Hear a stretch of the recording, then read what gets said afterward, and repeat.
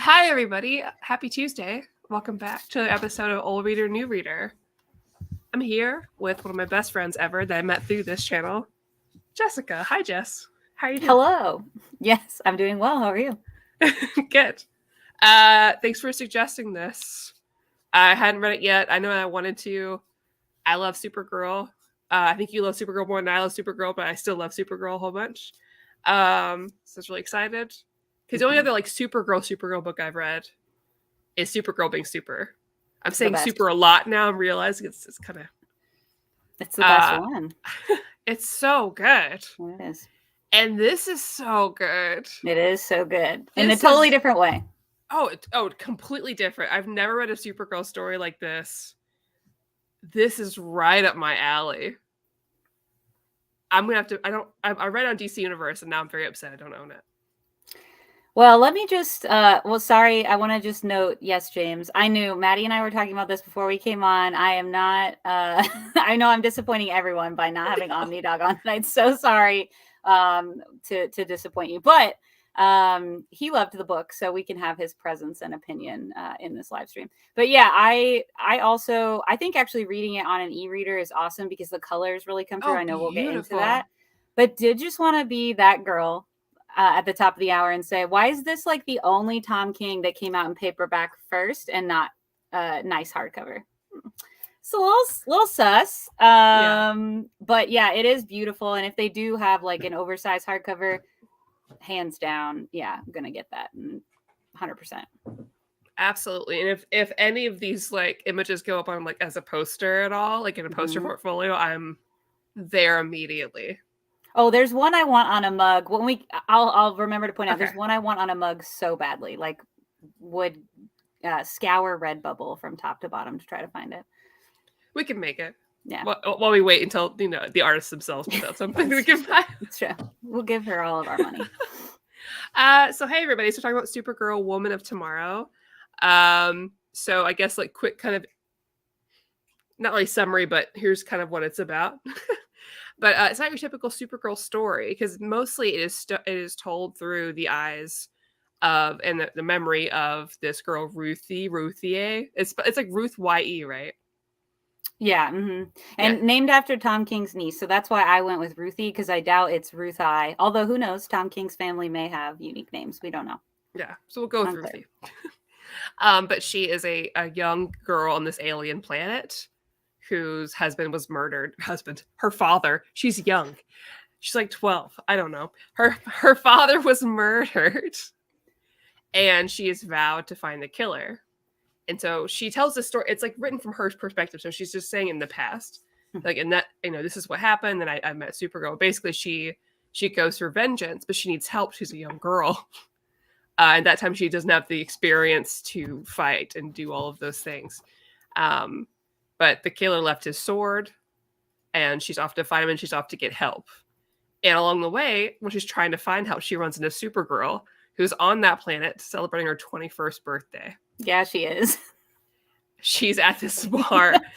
And this is very like, it's a different planet, but this planet they're at is very like, I keep saying swords and arrows because Supergirl doesn't give a fuck about swords and arrows. It's kind of medieval like technology, but in space. Yeah, a little bit. It reminds me a little bit of like Jason Aaron's Thor, where it is fantasy, but it's not like the fantasy that you're used to. It's a little bit different. Yeah. Or like watching Star Trek, where every planet has their different levels of what you would call like civilization. Not so much like level of civilization, because there's problematic. It's different. Yeah, yes. Exactly. But yeah, so she runs into her, and after it's a back and forth where ultimately they run into this killer and something happens to the dog. We're going to talk about it. Yeah, we're going to talk about it. Yeah. They end up going this like long journey together. Is she not the coolest? Sorry, I'm going to my Kristen voice. Is she not the coolest? She really is, though. Loved it. Loved this encounter so much, and seeing it from another perspective. Yeah. And I love this. I love this type of story. because I think it gives such well, first of all, for a lot of reasons, having this secondhand experience, seeing Supergirl's journey through the eyes of this young girl who's the way she talks is so verbose and articulate and kind of like, Well, I don't know how to describe it. she's writing a book because they do. I mean, they reference the book as bookends. I know we'll get there at the end, but the text that they use here, like on these pages, is like parchment writing because she's writing a book and she references the book. So it's written in very like prose style narration, and that combined with that sort of medieval Norse vibe that you described earlier, I think definitely makes it very like poetic narration. Because I think it really helps. Like, it's a great lens to learn more about Supergirl's personality. And I love this type of Supergirl. She's so cool and relaxed. And, you feel the weight of everything on her. And she curses. She does. She certainly does. But not in an edgy way. People are like, okay, we need to make this edgy, DC. We're going to make it edgy. We're going to make them say the F word and do all this stuff. And then it's like dark. This is the most vibrant, beautiful, colorful book. If you're a fantasy like reader, like I kept getting Red Sonja vibes while reading this. Yeah, I 100% could see that. And what's interesting is, so it's set in space, but actually, and I thought this when I was reading, and then I listened to a Tom King interview like months ago when we were kind of in the middle of the series. And he mentioned that one of his inspirations was True Grit. So it's like a space Western. It does feel like that. And to the point where then I was like, let me rewatch True Grit. It's been like a minute. I miss Kate Bishop Hawkeye when she was just a little wee teen on the scene. And I was like, on the scene is such a good... It's a new super team. I'm coining it now.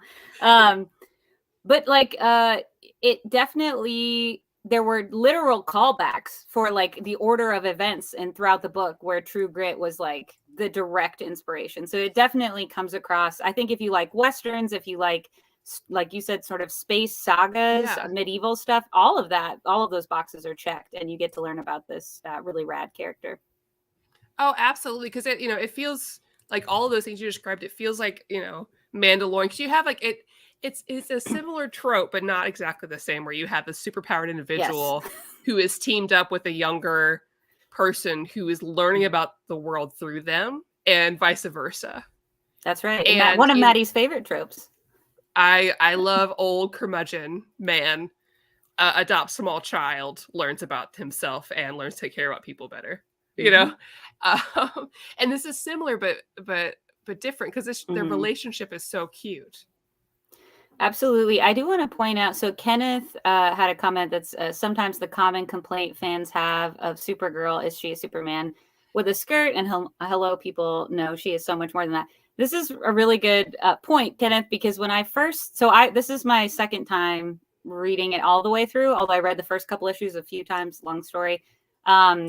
But those first couple issues, I remember when they came out, people were like, this isn't my Supergirl. She's cursing, she's drinking, she's bitter, or what have you. I want to just say kind of like three things. One, they've clearly never read a lot of Supergirl comics. She isn't Superman. Kenneth, you are totally right. Yeah. And I think part of it, and I know Kenneth is a big CW guy. I am too. I really liked, especially the first couple seasons of Supergirl. And I love Melissa Benoist. But she really was not necessarily the Kara from the comics, which is totally fine. I think because they didn't have a Superman character when she first joined sort of the Arrowverse, they did sort of infuse a lot of Clark's personality traits and things like that within her. So then people think like that's the baseline for Supergirl because that's the most prominent thing in media. Yeah.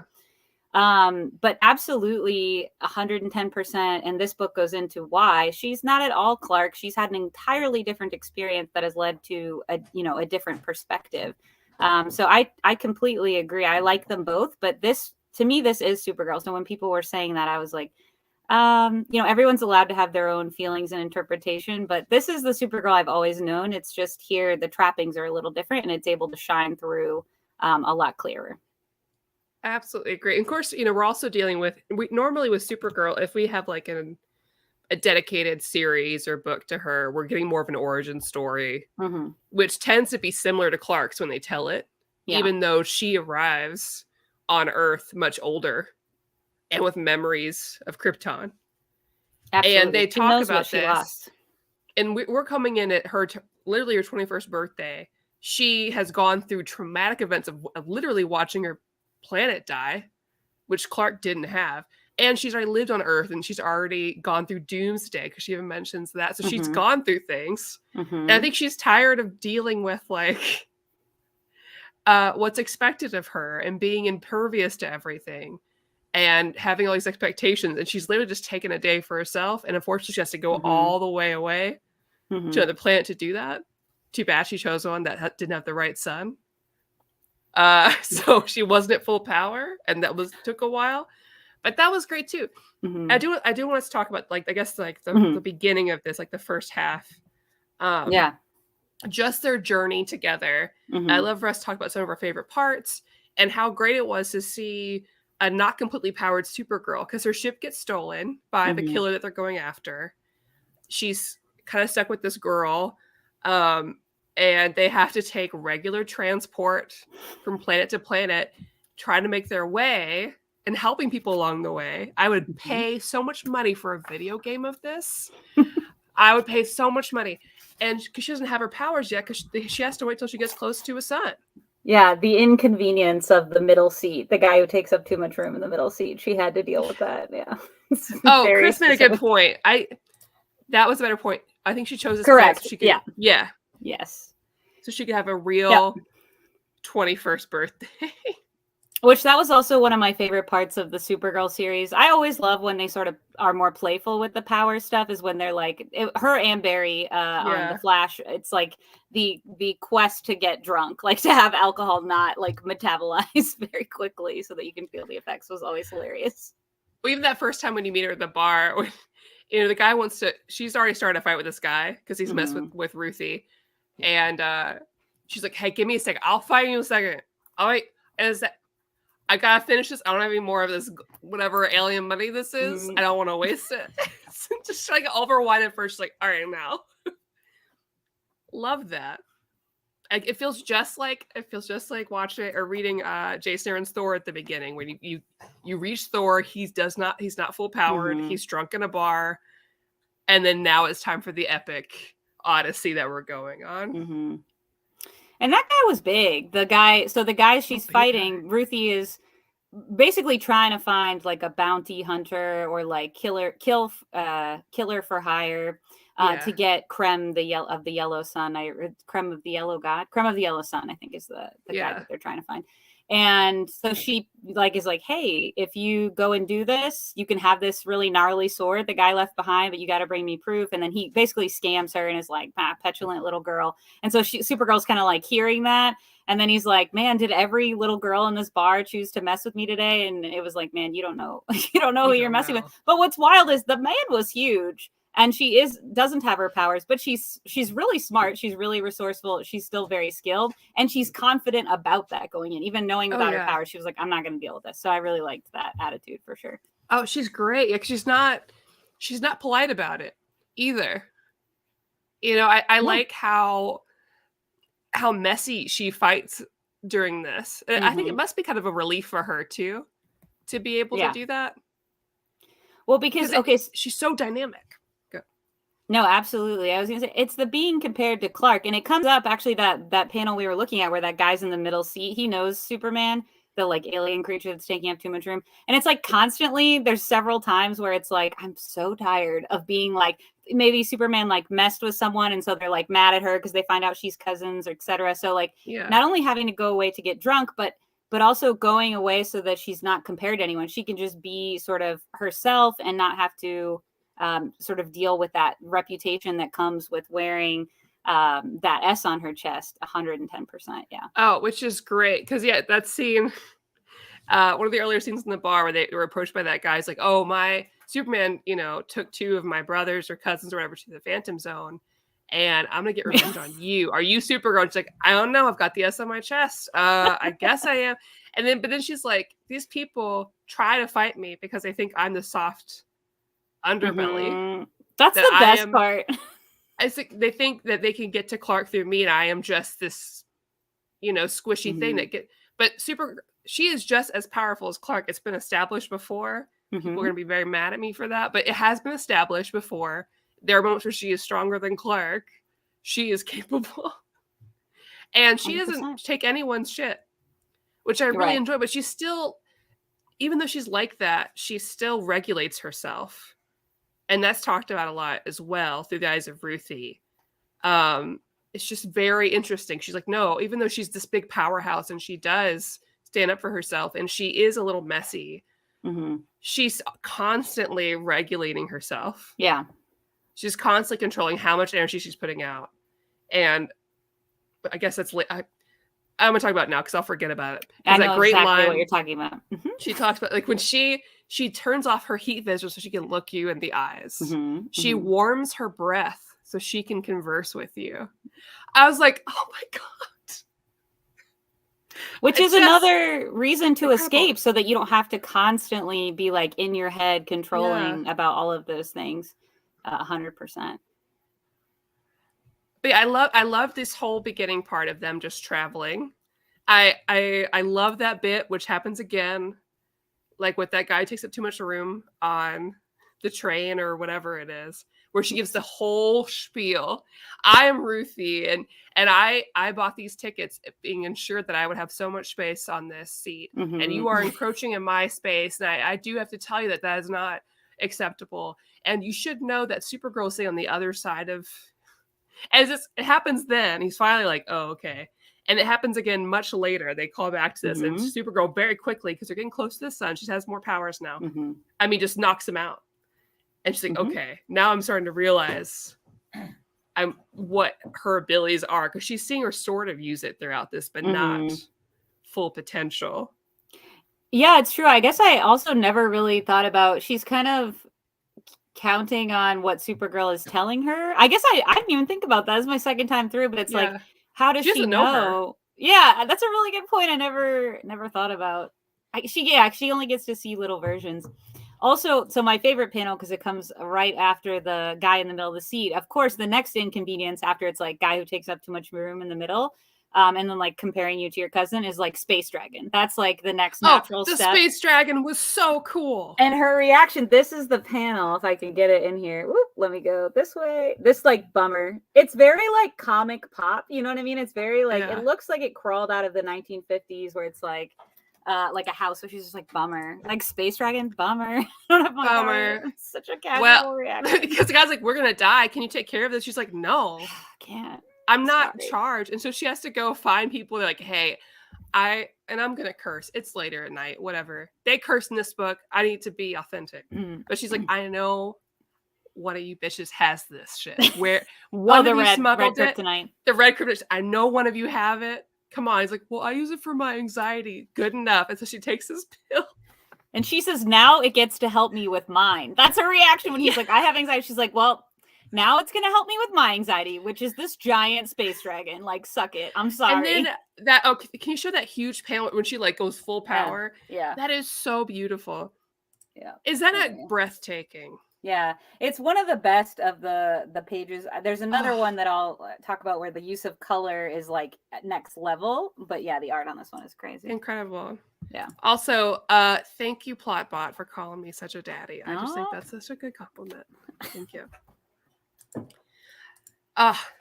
So cool. And the whole time it's like she gives off the same kind of vibe story-wise as like the begrudging helper, but she's not really. She's not really begrudging. She does these things, but she's still very like she's not perfect about it. She doesn't do the Clark thing.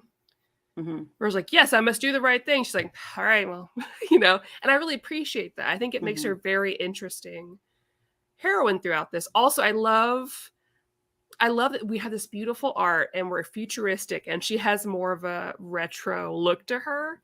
And I really enjoy that. I wasn't sure about it first. It really works for me. Yeah, Bilquis Evely does the art. I think I'm saying her name right. And what it reminds me of is like 1970s space saga art, like kind of sci-fi vibes for sure. And there's something retro about the whole story. And none of it naturally fits together, but it all works. So you've got like sort of this medieval planet you're starting out on. Then you have a very industrial space travel scene. You've got this 70s art. You've also got a ton, talk about like really knowing Supergirl, of callbacks. We haven't talked about Comet yet, but some of these like really specific, and actually the red kryptonite pills were also used in Peter David's Supergirl, which is a really wild story that goes all kind of places.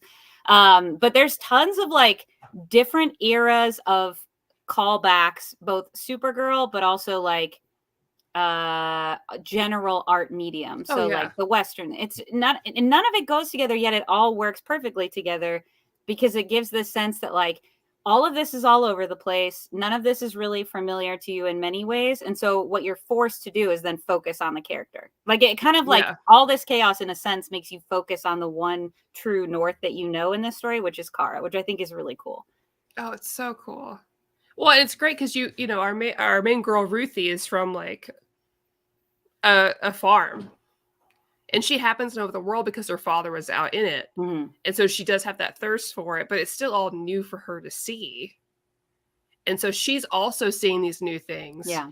While they're seeing, you know, these beautiful worlds, but they're also seeing very harsh situations. Mm-hmm. Like we definitely have to talk about that one of those first planets they go through that they discovered there's been a Holocaust there. Of the purple aliens, the purple people.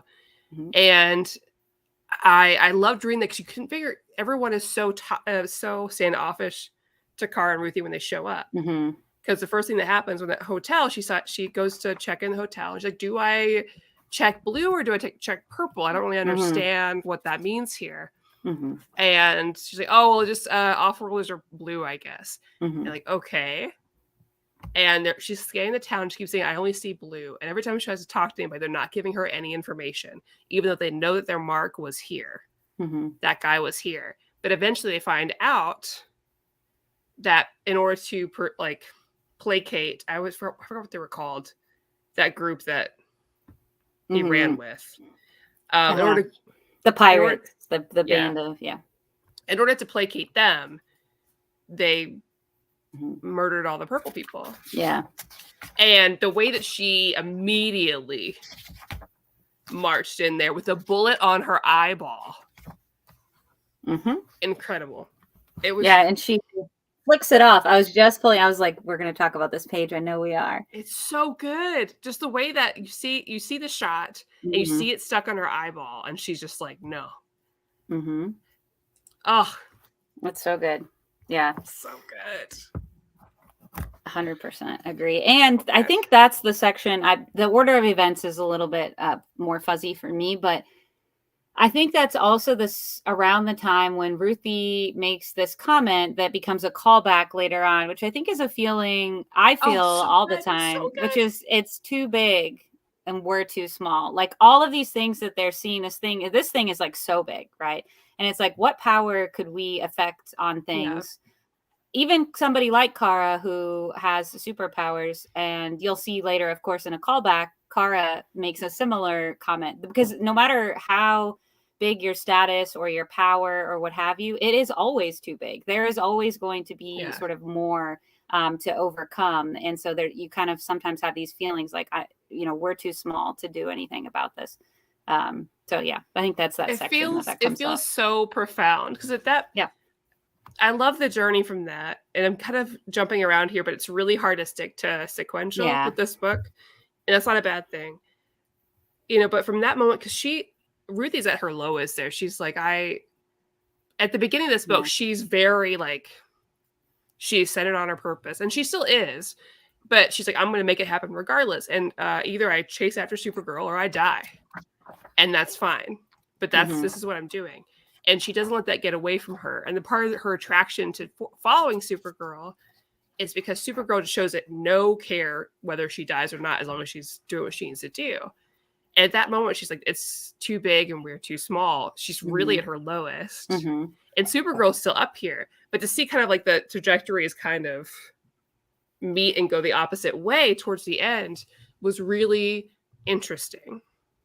Yeah, you're exactly right. That narratively, they do sort of cross wires, leaving you unsure where either of them will sort of end in that. I think the next sort of piece of the journey, I think it comes right after that, is the burying of folks who have been killed. Oh, yeah. And she comes across this guy who's like trying to bury everyone because he wants to give everyone a burial in the wake of them sort of coming through. I think they're called the Brigand. Yes. Okay. Yeah, Yes. brigands. Thank you, Yeah. Chris. Yeah. Or yeah, brigands. They he's trying to bury the dead in the community, and it's like a huge task. He's like one being, and there's just, you can see actually all of the what he has laying in front of him. And so she basically says, she'll do it, and she's like, yeah, sure, I get it, we all have our duties, and it's mine as your neighbor to do what I can, which really is the callback to Feeling So Small, to do what I can do to help you with your duties, right, that you have to do. And so she basically like digs all of the graves, buries everyone, and then he really wants, especially because I think his daughter, I believe it was his daughter, had passed away, and so he's like, I don't even know where she's at, and so she gets to bring him to that and gets to affect this small change that she's on the downward spiral, but it is like a grounding moment, like that you can do this one small thing even in spite of the big thing that's going on. And I love that moment, especially because she, in typical superhero style, you just see the bunch of like the colors. She's obviously moving around. She does it really quickly. And then she lands back and she's like, okay, I did it all, but please check it. I make mistakes. Yeah. Just tell me and I will fix it. And I like that too, because it's a little thing. But I appreciate that. Like, yeah, she's super powered. She's not super intelligent. She's going to make mistakes. This isn't even her home world. These are also physiology she's not necessarily, accustomed to. She's like, I make mistakes, go ahead and check it. Which also reminds me of another thing where earlier in that whole thing, the blue purple people, when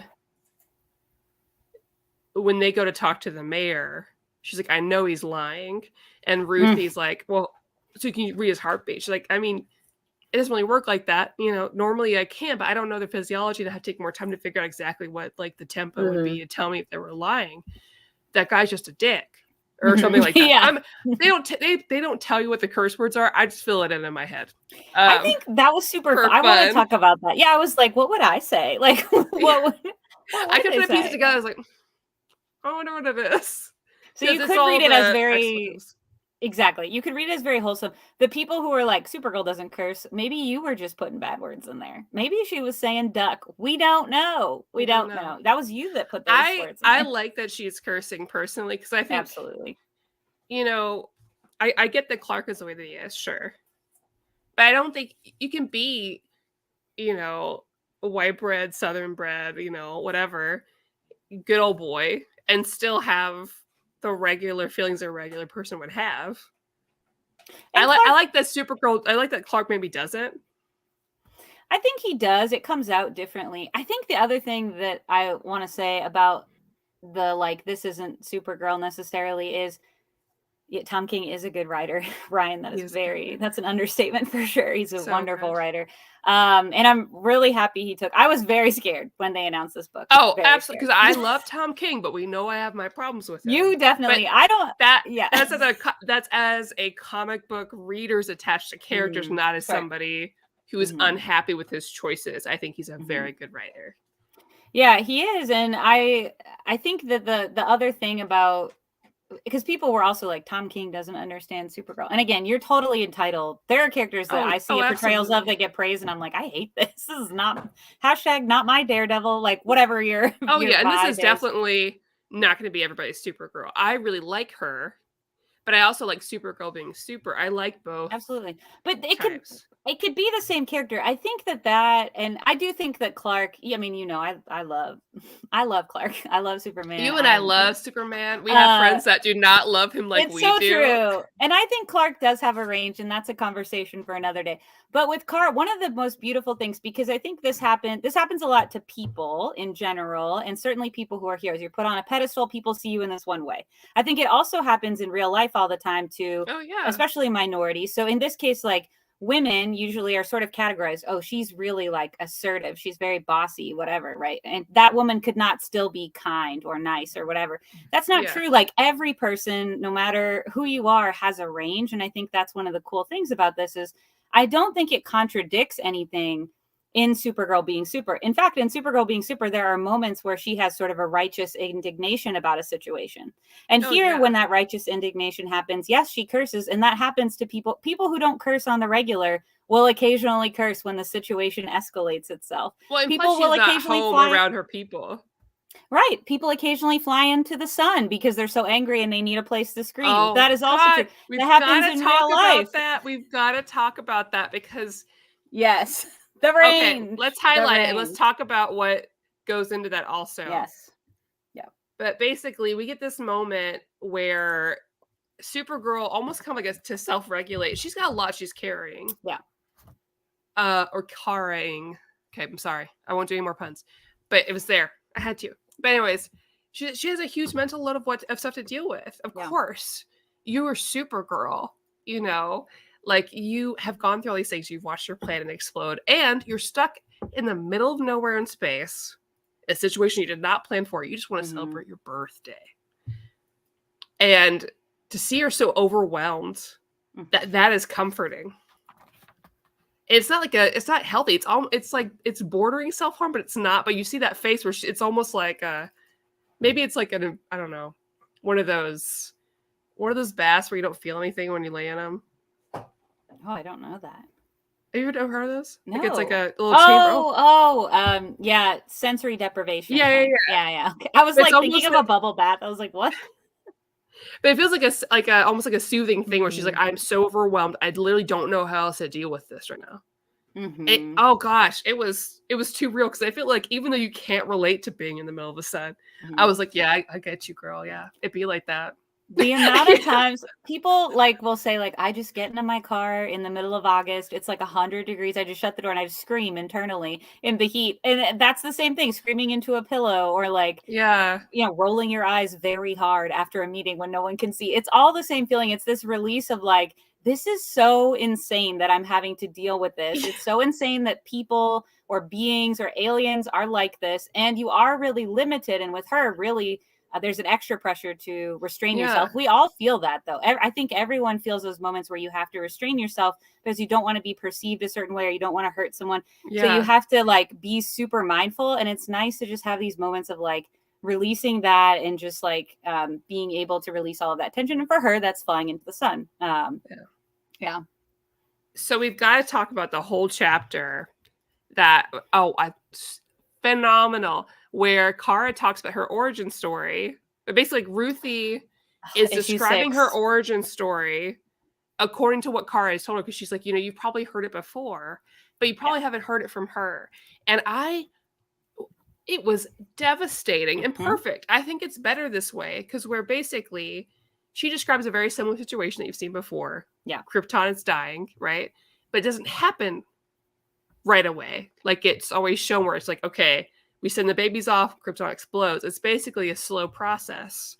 Well, she's in Argo, so they had a secondary. Yeah, it was a little bit different than the situation. But you're exactly right. It comes in waves, which makes it even worse. Yeah.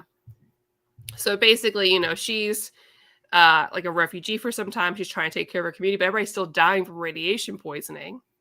And she's working herself to the bone, but also limiting herself from being near other people, because was the point. And she describes the situation step by step. You don't see the images at that point. You see Kara doing her own thing, but she's describing step by step when the big incident happens and how she's walking through her town and then she sees this person die. And then this person dies. She can't help. And the neighbor that she knew, she tries to grab his hand, but she can't. And her just trying to get to her mother and how she had to be there when her mother died because they turned off the life support systems. And all these things till eventually she's like, is there any, and she's 14. And she turns to her dad after all these things, after trying to rebuild things. People are still dying. There's no hope in sight. And she's like, is there hope? And he says, well, for you there is. And that's when he sends her off. And so she has more of a connection. And I think that's so much more profound. I think I prefer that to oh, my planet died. Now I'm here. And now I'm a high school girl. And I don't mind that either. I think it's great. I think I love just lighthearted Kara. But this is a more accurate, I don't know, it just felt, it helped me connect with her more. To see that she really went through this and she's carrying this. So she has to be Golden Girl when she gets there because Clark is already Superman. Could you imagine? You go through this crazy thing. Everybody's dead. You watch your planet die. You show up. Clark is there doing great. And you're like, okay, I guess I need to shove all of my trauma down and go be superhero, happy girl, go to high school. Like, of course, she gets to 21. She's like, I just want to be alone and do something normal. As normal as can be for me. Absolutely. Yeah. And that's you laid that out so well. The different sort of phases, which leads to my favorite page as far as use of color. And it's that part when you were saying, and she was like 14, this page actually ends in the sentence, she was 14, to really drive it home, like all these awful things that she's young. And it's this one because it's a page that starts in those same colors that we've seen and then goes to black and white. This is like an insane, this page is truly insane. Like, it's so good. And it leads to a fully black and white. This is where Comet also is introduced. We didn't really talk about that, but talk about a callback. We'll have to talk about Comet. Comet was very special. We'll get to that though. Comet was special is the right word for. Well, because I feel like Comet just showed up and I was like, oh, okay. It's like an Easter egg, and like, I mean, like he went out really heroically, but I was like, this feels very inserted, but that's fine. It does. As a Rainbow Bright fan, I was like, I can get behind this, but it did feel kind of out of nowhere. Yeah, but I agree. Issue 6 is like, if I could give someone any sort of issue of any comic book related to Supergirl to explain her as a character, I really think that it would be that one, in a sense. Like, I don't know that it's one of the best backstories I've ever seen, especially inserted in the middle, because as you mentioned before, this is not an origin story. We get the origin story midway, which is so key. I prefer, honestly. I loved it because Ruthie was shocked. Ruthie was like, she would say multiple times up through issue 6, like, you don't get it. You don't understand. And like, it is really awful that Ruthie's time she asked for help, right? Like, that first week is the second time where she's reiterating, I need your help. And she's like, my dad was my whole world. My world is gone. And she's like, you could never understand. Literally, her world is gone. So you see it, and you're correct. Like, it's the waves of grief, because I think for all of us, like, when we go through grief of some sort, it is almost unfathomable once you pick yourself up again and you try to keep hope, which is such a key theme in the Supergirl TV show. And I also think it is a subtle theme here, even though it's about a little bit different.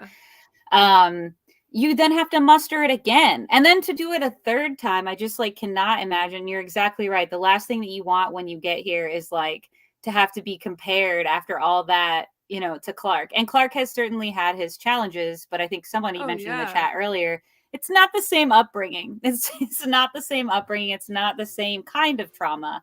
And so, it would be rough. It'd be rough. Yeah. God, it's so good. I feel like are there awards for this one issue of a comic book? Because I feel like there should be, just for this. Yes. Like give the Emmys. Okay. Because this should be the one. I agree. I don't keep an eye on that sort of. There are, yes, but I don't keep a close eye. I don't. Maybe it perhaps already has won an award. We'll have to see what people say. Oh man, right? We were talking about that. I was thinking of another issue I really like, and now it's gone. So hopefully it'll come back up in my brain as we talk. Yeah, because there's another thing that was really profound and great, and now it's out. Where'd it go? I don't know. Somewhere in the ether. I don't know. We should mention. Okay. This obviously spoilers. We've been talking about things. As I've said several times when talking about things before, due to the way that I discuss things, even if I tell you all of my thoughts on a book, there's no way it can spoil it for you because my brain goes from like point A to E and then around. You'll be fine. I should let you all know. I was very worried because I know how Tom King is, that there was going to be a death in here of a certain character that I would not have allowed. Correct. But he's okay.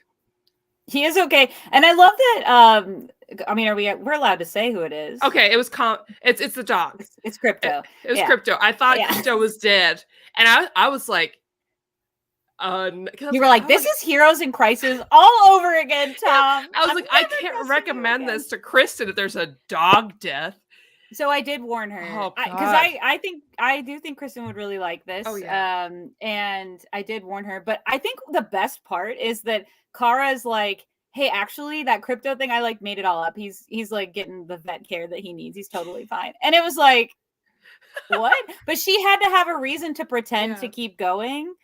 And that was the thing, is the whole time you see in that kind of funny reveal, very relieved reveal that Crypto is okay, that she's like, hey, like, I could tell you that vengeance isn't what you need to seek, that there's other kinds of justice, but like, you wouldn't believe it till you saw it for yourself. You know what I mean? Like and that's so true about so many things in life. You have to like live them yourself to really learn the lesson, especially when the stakes are so high, like somebody murdered your father. Like, yeah, 100%. But very relieved about the Crypto thing too.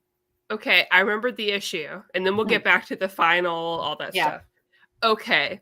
When Supergirl and Ruthie are stuck on the planet that has a green sun because a magic ball sent them there. Oh, yes. Mm-hmm. I live for that. And as a Clark super fan, it's not anything petty against Clark. I love him as well. Okay. I'm huge into Superman. But she gets stuck on this planet with a green sun.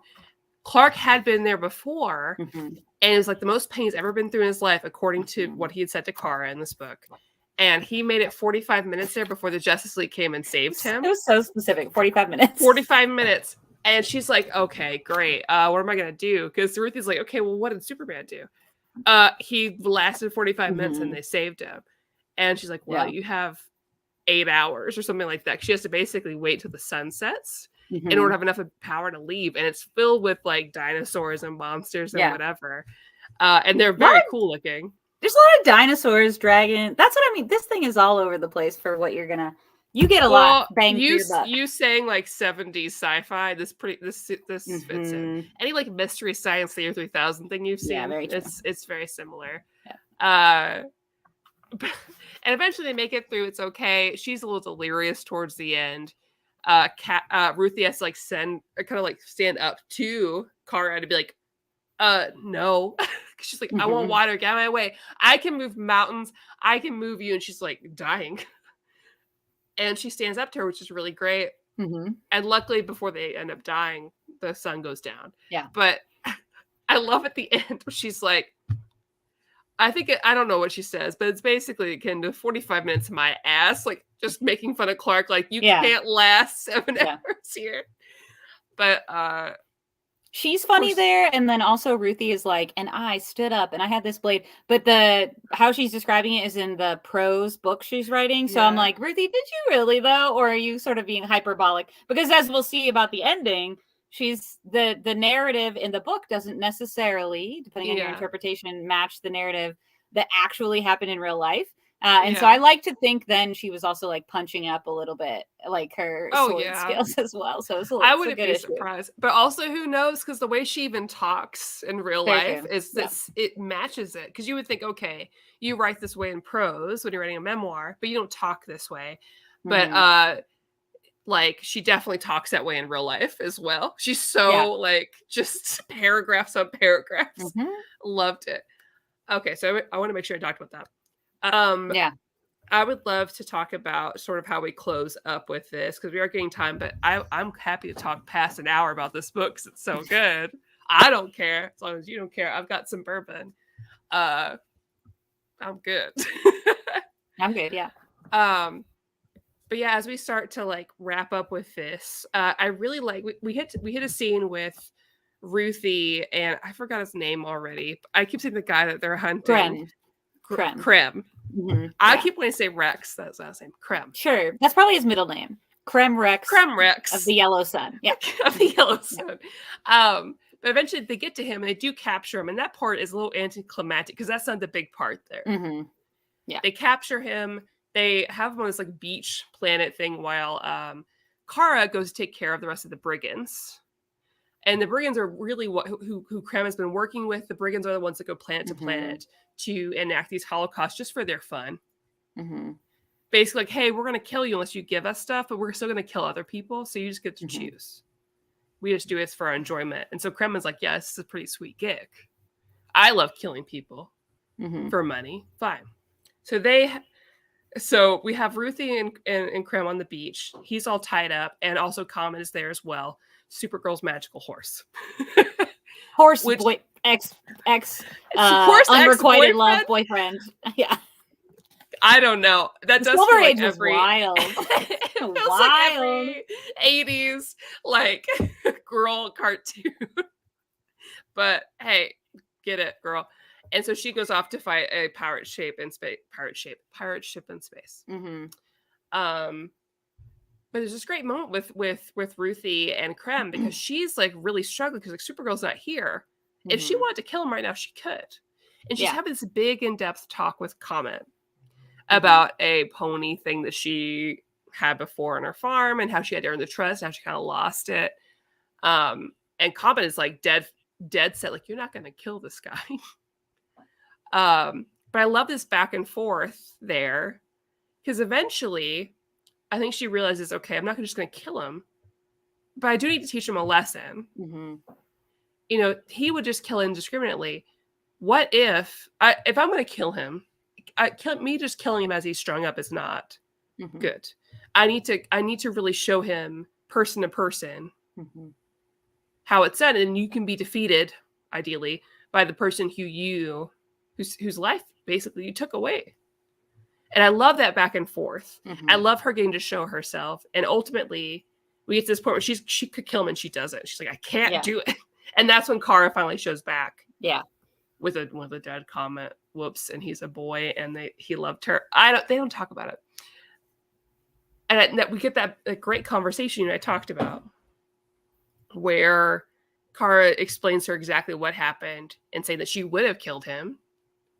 Or she had to go through this whole charade to show her that killing isn't necessarily there. But we see a little bit of like giving up in Kara because right before she says the whole, this is so big and we're so small, where she's says, like, she needs to get her rage out. So go ahead.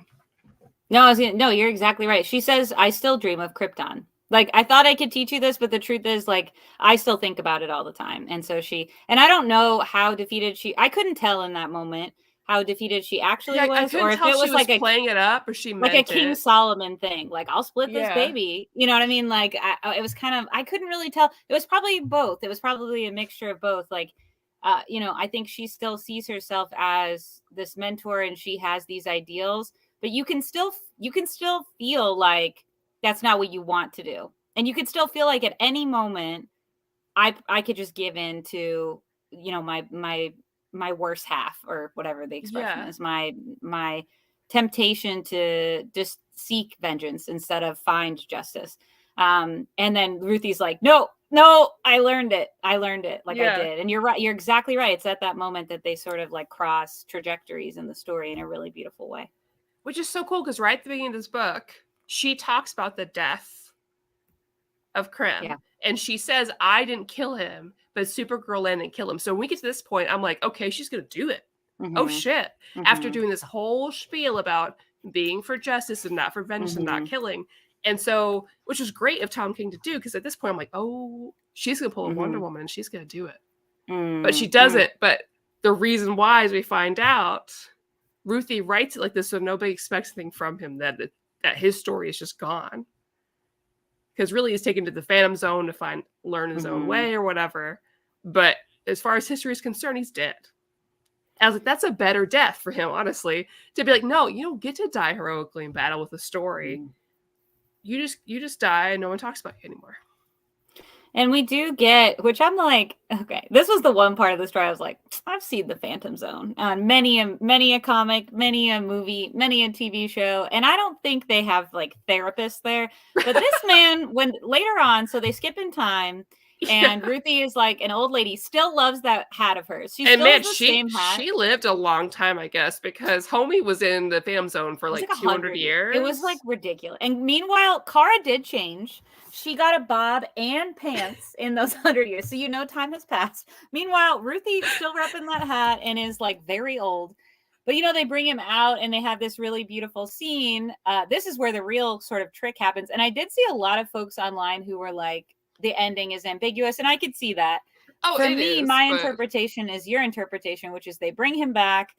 He's like, yeah, I've changed, even though there's no therapist or rehabilitation. I mean, like, this Phantom Zone must be different in Tom King's world. There must be like some programs. The man was rehabilitated. He was asking for forgiveness.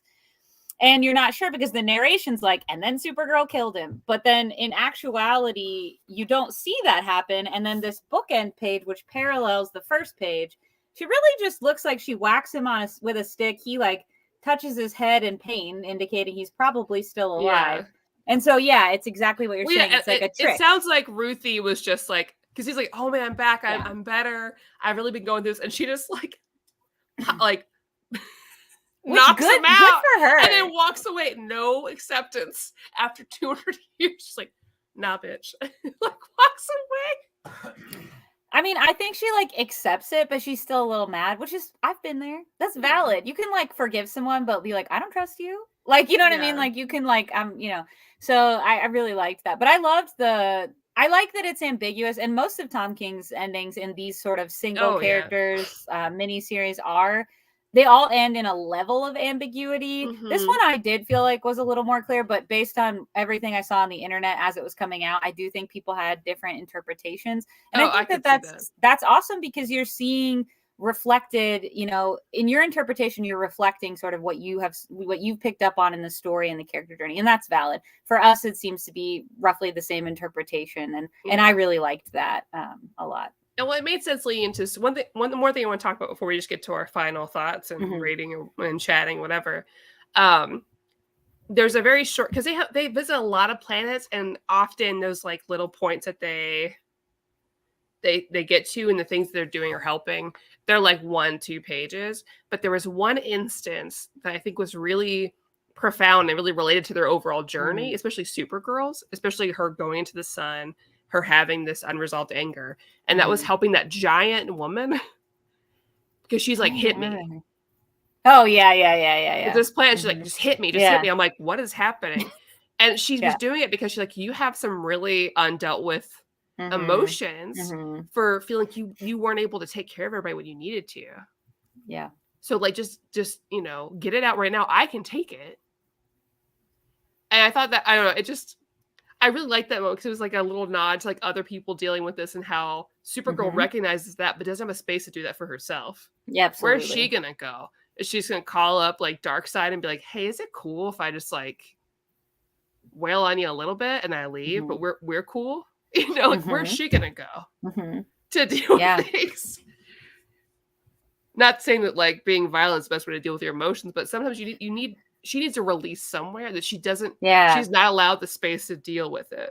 And Heroes in Crisis, thanks Tom King, we can't have actual therapists for superheroes. It's okay, but we're just book by book. We're repairing your trust in my bestie Tom King, and luckily, I love him. I know, and I'm so glad I never read Heroes in Crisis. This is like, I saw people's reactions and I was like, you know what? I'm good. And now I'm still a Tom King stan. I love everything the man has written to varying degrees. And I also just love him as a person. Yeah. And I will just shout out, I mentioned this, I think, before on a stream actually that Jess did when he was talking about this book. Cannot recommend enough. There's a Supergirl Radio podcast. That's the name of the podcast, Supergirl Radio, where they interviewed Tom King before the series had came out. Yeah. And it's like a 2-hour interview. And I love Tom King as a human being. And I really like him as an artist, and hearing him talk through his own artistry as a writer and also how he collaborates with artists. And that episode, I don't know which it is, but it's probably easy to find. Just cannot recommend it enough. If you like this book, if you like Supergirl, if you like Tom King, this is an excellent interview. And you really walk away feeling like you understand why he chose this character, why he chose this story, and you have an appreciation for the level of research that he did. So just cannot recommend that enough. And luckily, don't read Heroes in Crisis, I guess. And just don't do it. You'll be still good with Tom King. I don't blame him for that. He obviously had a story and they were like, put these characters in it. It's okay. I read Dark Knight's Death Metal, and the rest of the Titans forgave him. I'm at peace. My boy is back. He's undead. It's fine. I don't know what's happening. It's okay. Anyways, not related to Supergirl. Let's get to the rating. And if you have time, do you want to chill with the chat for a little bit? Yeah. Yes, I have time. Mm-hmm. All right. Yeah, Didio's fault. I agree. Not knowing anything about DC editorial. It's just me being a person who's here and like, this is, I have to blame someone. Old man yells at sky, but it's me. .DC. So rating wise, I gotta go 10 out of 10. Wow. I really liked this. I love the art. That was beautiful. I love the Yes. story. I thought it was very well self-contained. He had a story to tell and he told it, and I felt that growth with the characters. Mm-hmm. And I think it was such a unique style to do this through somebody else's eyes the whole time. But it didn't, it's even though they did that, it didn't feel like it wasn't a Supergirl book. You could do a story like this and it not feel like it's about that person. I loved it. I loved this. I gotta own this. I'm smitten. I'm really smitten. You gotta get Kristen to read it. But I'm also a big sci-fi person too. So I can understand people like, I'm a big sci-fi fantasy person. I love space. I love different races. I love this stuff. So I could see this as everybody's cup of tea. But for me, it checked all the boxes. I love that. For me, I think it's probably a 9 or like 9.5. My only complaint is, and this is just a personal preference, it's nothing to do, I don't think it's like a markdown on the writing at all, because I think at times it really worked. There are very few books where when I open them and see how many words are on the page, I'm not like, I could just read prose. Like, I think that I love brevity. I don't possess that skill at all. Anyone who knows me knows I'll just keep talking. But I love that skill. And again, I think what was on the page was really beautiful, but at times it did slow it down. It was kind of weird because I think Tom King runs these sort of single character runs. I'm not thinking of like his ongoing work on Batman or stuff like that, but in a sense, they're better read close together. And some of them are very bingeable. I feel like you just like Vision is a good example. You just go from start to finish. You can do it in one sitting. That's my number one Tom King. It probably always will be. This one, I would have a little trouble. I had to break up my reread into 3 sittings just because of the sheer amount of text. And so that can get overwhelming if that's not your jam. That said, I love Alan Moore's Swamp Thing. So sometimes it really works for me. Here, for some reason, there were times it felt slightly tedious. Yeah. But that's just maybe like a 0.5 knockoff of the 10. I think as far as Supergirl books, Supergirl Being Super is certainly number 1 still for me. This is probably number 2. And I would actually probably hand both to somebody who wasn't familiar with the character to get the full range, 100%. I agree with that, because I think it really gives her... This book and Supergirl Being Super really gives a well-rounded look into Supergirl that I really appreciate. And I think it's necessary because it's otherwise, if you say Supergirl, they're going to think, okay, Superman, but not. Superman, but girl.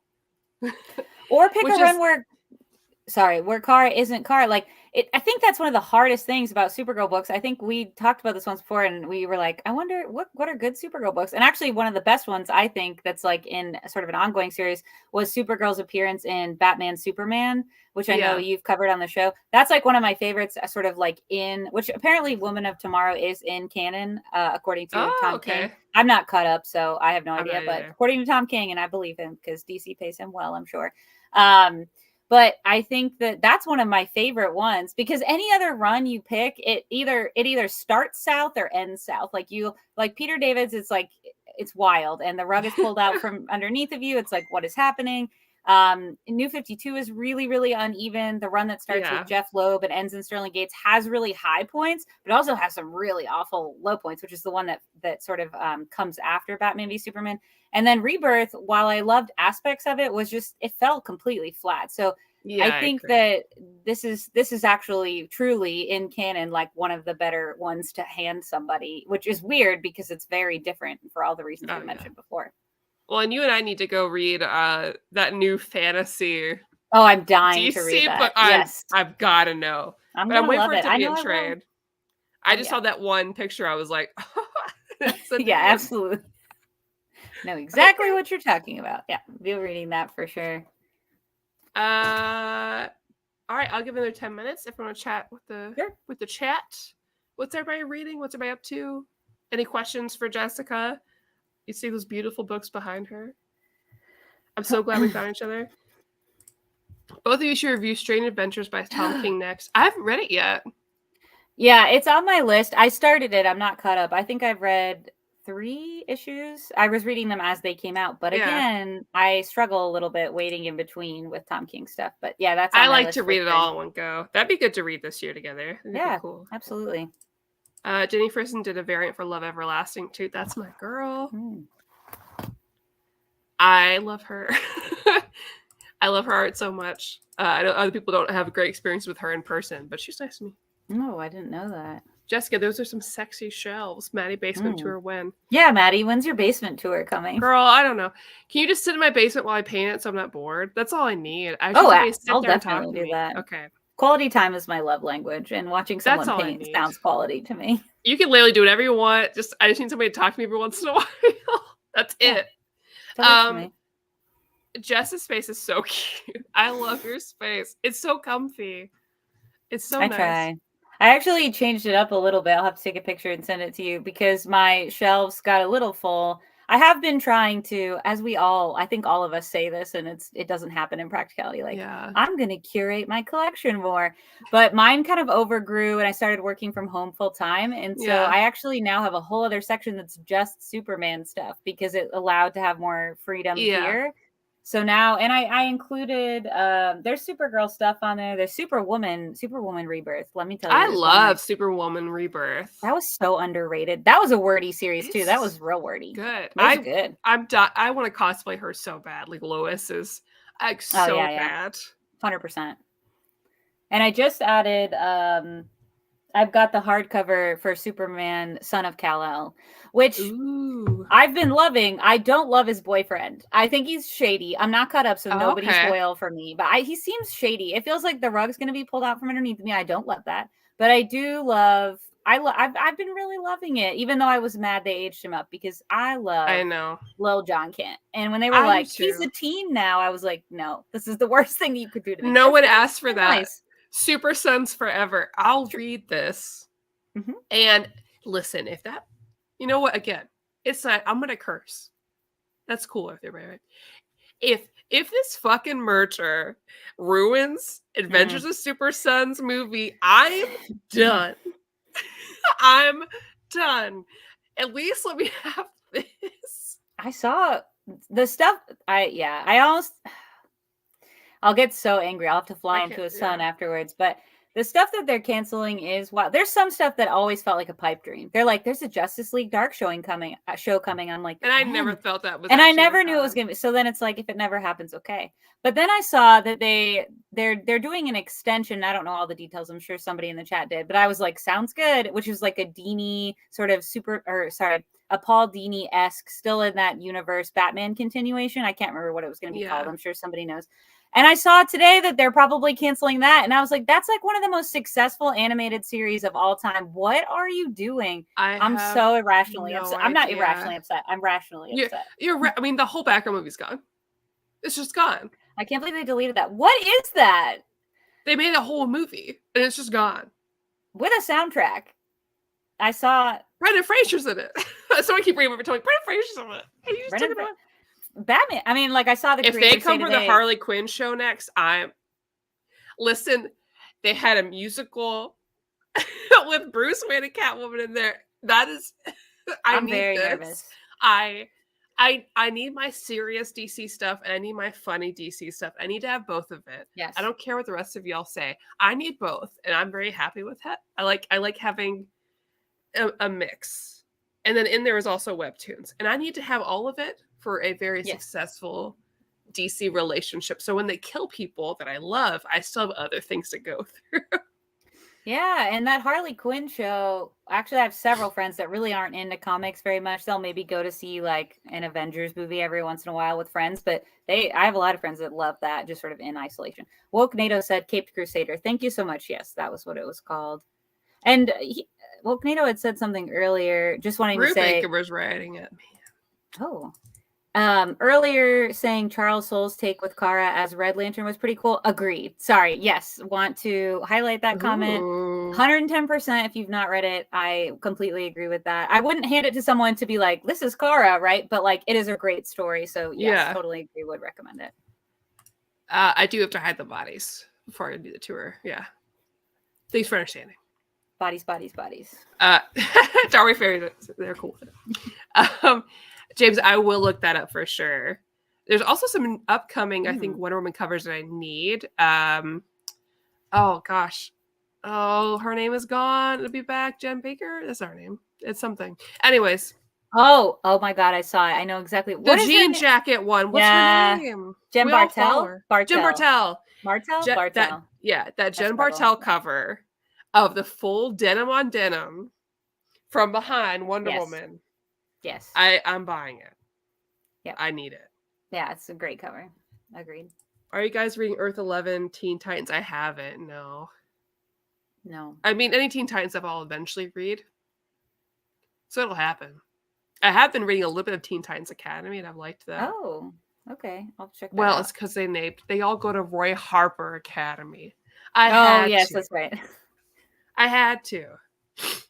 Understandable. DC talked about killing I talked about DC killing Roy Harper all over again. I know. Because I'm not over it. And until I know he's safe. And listen, the whole Roy Harper community on Twitter is also upset, okay? It's totally justifiable.